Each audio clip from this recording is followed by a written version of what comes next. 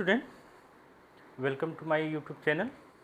आज हम अंतःस्रावी ग्रंथि यानी एंडोक्राइन ग्लैंड का नेक्स्ट वीडियो लेकर आए हैं, जिसमें आप लोग ग्रोथ हार्मोन्स पढ़ चुके हैं। आज पढ़ते हैं हम लोग प्रोलैक्टिन। तो देख लो, it is secreted by lactotroph cell of interior pituitary gland.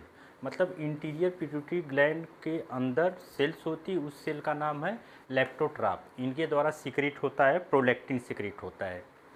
And next देखते हैं हाफ लाइफ 20 मिनट।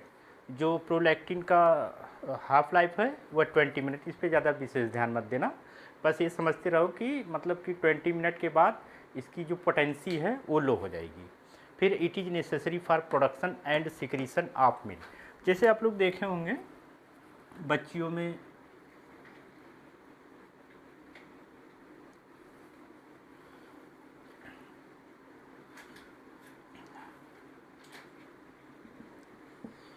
ये वाला पार्ट जो होता है एरियोला होता है, एरियोला यह निप्पल है। बच्चियों में यहाँ पे देखा होगा कि ब्रेस्ट पर फैट का जमा होता है। यह समझ लो कि यहाँ पे फैट है। मेमोरी ग्लैंड पढ़ाएंगे तब हम आप लोगों के लिए करेंगे। फिलहाल इतना ये समझ लीजिए, ब्रेस्ट है, ये फैट है, और देखा होगा हमने बनाया था ऐसे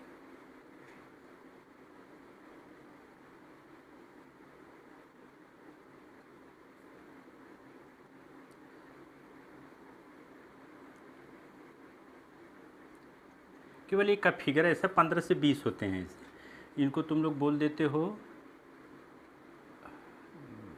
मेमोरी डक्ट, सॉरी ग्लैंड। इनको बोलते हो मेमोरी ग्लैंड, इसको बोलते हो मेमोरी डक्ट, और इसको तुम लोग रिजर्वर बोल सकते हो। तो देखो यहाँ पे प्रोलैक्टिन का काम क्या है, इसकी जो इपिथेलियम की, ये देखो ऐसे जो सेल्स होती हैं इनके चारों तरफ जो ये सेल्स हैं मेमोरी ग्लैंड के, इसमें प्रोडक्शन करवाता है मिल्क का प्रोडक्शन। इस ये कहा ना, it is necessary for production and secretion of milk. तो ये समझ लो कि यह जो इपिथेलियम सेल्स होती हैं इनमें प्रोडक्शन करवाता है और सिक्रीशन के लिए प्रेरित करता है कि मिल्क ब्रेस्ट से बाहर आए। और growth of memory gland during pregnancy. और हाँ, ये जानते रहना कि प्रेगनेंसी के 5वें महीने में इसका सिक्रीशन बढ़ जाता है। इसका सिक्रीशन बढ़ जाने के कारण इसमें ब्रेस्ट की साइज बढ़ जाती है। इसलिए आप लोग लिखे हो कि growth of memory gland during pregnancy, और समझते हैं 5वें महीने में इसका सिक्रीशन बढ़ जाता है, जिसके कारण ब्रेस्ट की जो साइज है वह क्या हो जाती है, डेवलप कर जाती है। और समझो कि beginning of change in mammary gland called thelarche. इस थिलार्च का मतलब ये समझो कि जैसे अगर बच्ची 10 साल की है और लड़का भी 10 साल का है, तो उनमें जो निप्पल होते हैं या ब्रेस्ट जो होते हैं उनका डेवलपमेंट नहीं होता। लेकिन ड्यूरिंग पबर्टी, जैसे ही पबर्टी आती है उनके ब्रेस्ट में साइज में चेंजेज आते हैं, तो उस कंडीशन को थिलार्च बोलते हैं। और थिलार्च बोलते हैं।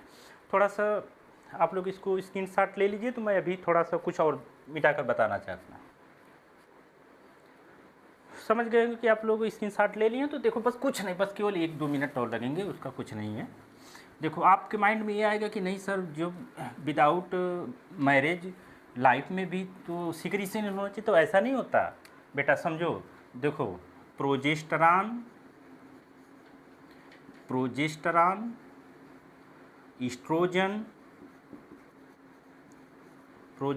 ईस्ट्रोजन और प्लेसेंटल हार्मोन। हालांकि प्लेसेंटल हार्मोन से बाद में आएगा, लेकिन फिलहाल इसको ये समझना कि इन्हीं के कारण यह पता है बेटा ब्रेस्ट का डेवलपमेंट कराता है। ऐसा नहीं कराता कि सिक्रीशन और प्रोडक्शन ही नहीं कराता, क्या डेवलपमेंट, ब्रेस्ट डेवलपमेंट का काम कराता है। और अगर आपको थोड़ा सा और जानना है तो ये जान जाओ कि कंट्रोल कौन करता है, प्रोलैक्टिन को कंट्रोल कौन करता है। तो देखो कंट्रोल करेगा हाइपोथैलेमस। कहोगे सर करेगा हाइपोथैलेमस, हाइपोथैलेमस करेगा, निकालेगा क्या, सिक्रीस क्या करेगा, प्रोलैक्टिन रिलीजिंग हार्मोन्स। यह रिलीज मतलब ब्लड में रिलीज कर, पिट्यूटरी ग्लैंड में यह रिलीज करवाएगा। और दूसरा होता है प्रोलैक्टिन इनहिबिटरी हार्मोन्स, यह जैसे ही ब्लड में इसकी मात्रा अधिक होगी उसकी मात्रा को रोक देगा। और थोड़ा सा जानने के लिए आप लोग ये जान सकते हैं, ये पिजन मतलब देखोगे कबूतर मतलब पिजन, और डोप्स, डोप्स मतलब देखिए आप लोग जानते होंगे डोप्स एक कबूतर जैसा ही दिखने वाला पक्षी होता है, लेकिन कबूतर में नहीं आता, उसको डोप्स कहते हैं। और वो देखो आप लोग सुने होंगे ना, जो आवाज़ करते हैं, कहा जाता है ना गांव में गुटुर गुटुर की आवाज़, तो वो जो आवाज़ होती है तो देखोगे नेक वाला गला वाला पार्ट जो होता है वो फूल जाता है, उसको क्राप बोला जाता है। तो जैसे ऐसे समझ लो, ये सेलिंग वाला पार्ट जो है, यह जो स्वेलिंग वाला पार्ट है इसको क्राप बोलते हो। और क्राप में आप क्राप में दूधिया कलर का मिल्क, मिल्की बोलो, मिल्की लिक्विड होता है, मिल्की लिक्विड होता है, उसी को बोला जाता है पिजन मिल्क, इसको बोला जाता है पिजन मिल्क। फिलहाल आज के लिए इतना ही, आशा करता हूँ आप लोगों को समझ में आएगा। अगर समझ में आ रहा है तो कृपया मेरी वीडियो को ज़्यादा से ज़्यादा शेयर करें और कमेंट ज़रूर करें। Thank you. एक मिनट थोड़ा सा और देख लीजिए आप लोग, जैसे हाइपर सिक्रीशन, हाइपर सिक्रीशन बच्चियों में जब हाइपर सिक्रीशन हो जाता है तो menstrual cycle, menstrual cycle, menstrual cycle stop हो जाती है, ये बच्चियों में। और यही हाइपर सिक्रेशन अगर मेल में भी कोई कंफर्म नहीं हो गया है, कंफर्म नहीं है कि इसका क्या रोल है प्रोलैक्टिन का, बट कुछ किताबें बोलती हैं कि वो इसके हाइपर सिक्रेशन से इम्पोटेंसी आ जाती